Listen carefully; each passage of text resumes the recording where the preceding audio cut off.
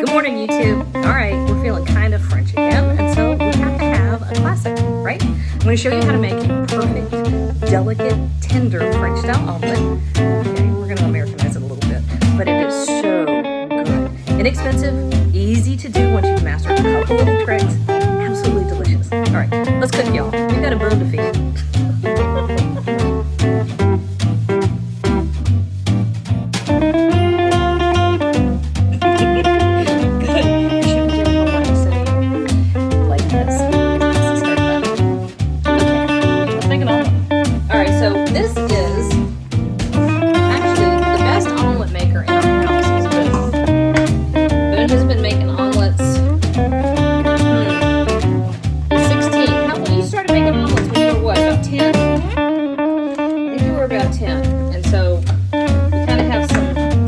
Perfection that has happened. You know what I forgot to get, honey? I forgot to get the cream. Can you bring some cream? And you know those little 2-ounce ramekins, the milk ramekins? Give me 2 ounces of cream. Alright, now this is one of those dishes that is so simple that any little mistake throws the whole thing off. But once you get it down, though, once you have this to where you're kind of doing all this by second nature, you will realize that you have reached perfection. So we have a non-stick skillet, and actually, up until about 3 years ago, I made omelets in a regular stainless steel skillet. The trick with doing that is to get your skillet thoroughly preheated over medium-low heat. These are eggs. I've got 3 large eggs, guys. These are eggs. Eggs like things nice and gentle and slow. If you crank the heat up, it's going to get tough. You're going to get all those brown caramelized bits in your eggs, and it's just not beautiful. We are now, thank you for clarifying, we are doing a French omelet. This is low and slow, so that's a tablespoon and a half, kind of canting toward 2 full tablespoons of butter. What is the difference, you ask? Well, the number one difference is heat and the amount of additional ingredients that go in, okay? So, what? Curd size? Yes, but with a French omelet, you're kind of going for not much of a curd at all, right?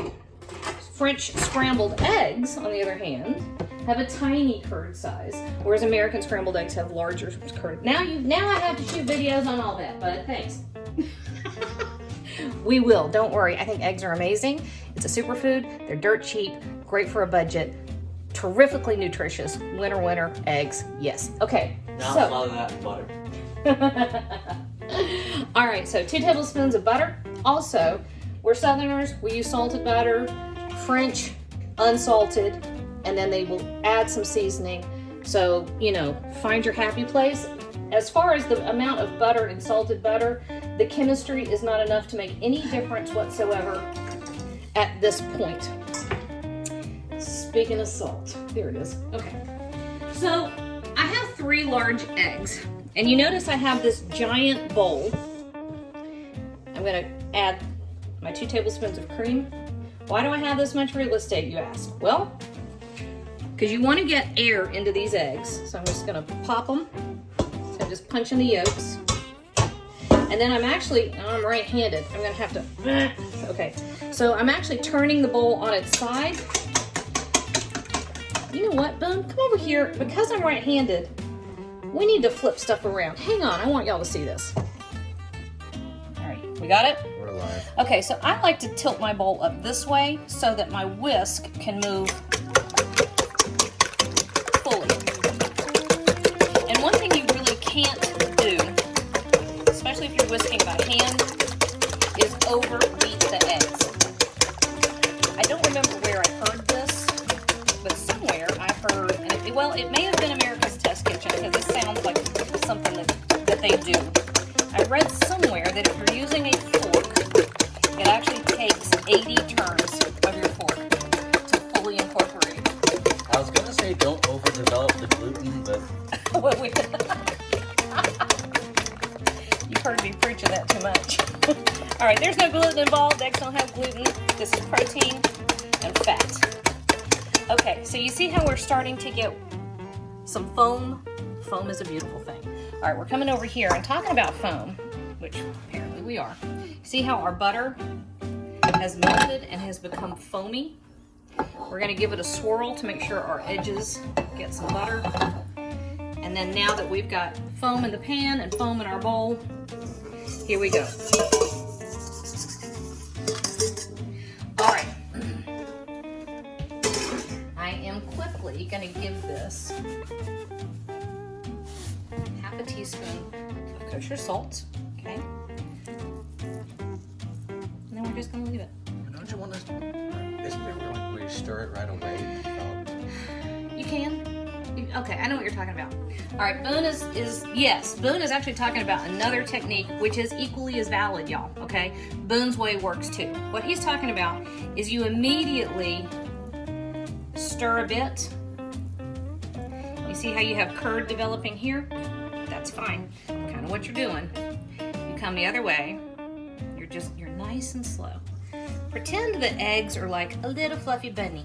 You don't want to scare it. So all your movements are just nice and gentle. So what this does is simply pull egg that has already cooked, which is what the curds are, and we get it in contact with our skillet. Get the raw egg in contact with our skillet. And then we just do nothing for a minute. Let it cook, actually. Just let it cook. Let it be. Okay, so our eggs, check this out. How close are we? You see, we still have some that are pretty loose and runny, but you can also see it's starting to get nice and firm. And here's where you want to make sure you don't have your heat up too much.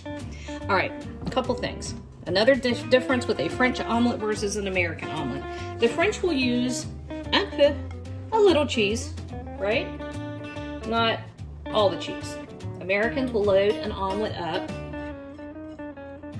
like it's a pocket and you're shoplifting. I don't know where that came from. They also probably wouldn't use cheddar. They also would not use cheddar, true. A lot of Parm, a lot of Gruyere and Swiss cheeses, Emmental. No, sometimes, but not so much. It's more the hard cheeses. Brie would not be too terribly bad, but Brie is too soft and runny, and they do like a little bit of contrast with flavors and textures, right? Mm-hmm. So, one thing that definitely have to have in a French style omelet, which you're almost never going to find in an American omelet unless it's chives, are fresh herbs, okay? All I have right here, fresh parsley. It's what I have, so we're going to use that, and we're going to give it a little sprinkle. Now our omelet, can you see how our cheese has started to melt? And we do have some of the egg, which is set now, but it is still very creamy and soft. Now a French omelet would probably have just chives, but use what you got, okay? Chives are gorgeous with eggs though. That would be, kind of wish I had some. All right. Okay, here's the trick, Boone.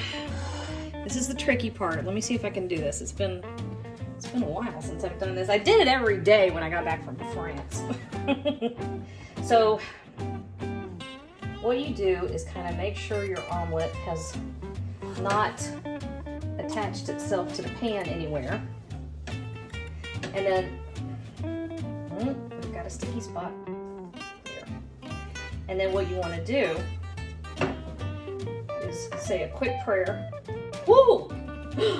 Look what I did. Okay. A French omelet has to be folded into thirds. I'm on the wrong side of the camera again. Boone, hang on. Come over here. We're live. Okay, so we're moving kind of quick and kind of careful both. So we're gonna